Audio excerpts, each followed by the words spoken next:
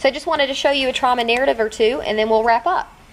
So when kids talk about, part of exposure for trauma is kids actually have to talk about their memories of the traumatic event.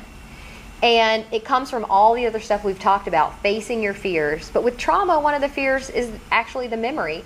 And to engage kids, we often do this in the form of a book. They can write a poem, they can write a song, but they basically have to talk about what happened to them and their thoughts and feelings. And they get really creative. So this is an 8-year-old. She made this cover for sexual abuse, talking about her sexual abuse. She made a little book.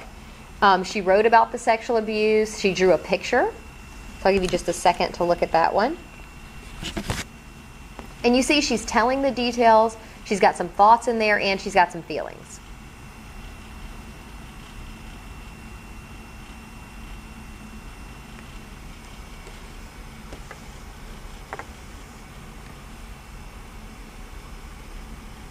When kids do these, they're often nervous to start them, but by the end, they're often very proud of what they've done.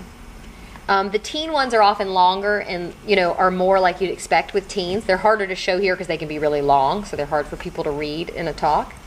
But the other thing kids will do as part of incorporating psychoeducation and everything they've learned in treatment is do advice to other kids. Now, this one's kind of funny. You should see a counselor. Okay, they can help you. Not too detailed, but this one, which is quite long, basically, the kid talks about how it's normal to feel guilt about a parent's death, that you can feel better, that it's okay to miss your parent.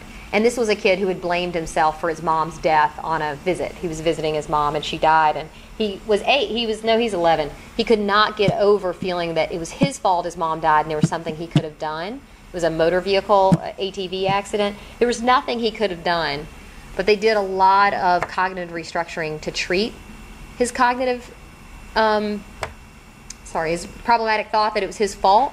And then he wrote this advice to other kids to sort of solidify that it's normal to feel guilty, but it wasn't his fault. Probably a nice place to end. One of the kids that we treated, when he shared his trauma narrative with his family, because that's a big part of the end of treatment, one of the things that he said was, we said, well, is there anything else you want to say? After the parent had praised him for talking about the trauma, for facing his fears. And he had done a lot of rating of his feelings. He said, I'm proud at a 10. So I wanted to save a couple minutes for questions, which I think I've only saved 1 or 2. But do people have any questions about treatment of anxiety disorders? Yeah. One of the earlier slides, there was a what do you know game. Yes. Oh, yeah, that's a great game. It's just, I've never used the purchased one in my treatment. I've always written questions down just on paper and torn them up. But they actually have a game that has questions like, what is sexual abuse? What is domestic violence? How do kids feel when they're abused? What are some thoughts that kids have? What should kids do? And it has all those questions, and it's a card game that you can purchase. But you can also make it up just as easily. And that's at the University of Dentistry, UMDNJ. I can write it down for you later. You can get it on their website. Any other questions? Well, then I have 2 minutes, so I'll show you one more thing. So one other thing I just wanted to show you is cognitive restructuring for trauma is a huge deal. The meaning that kids make about what happened to them is incredibly important.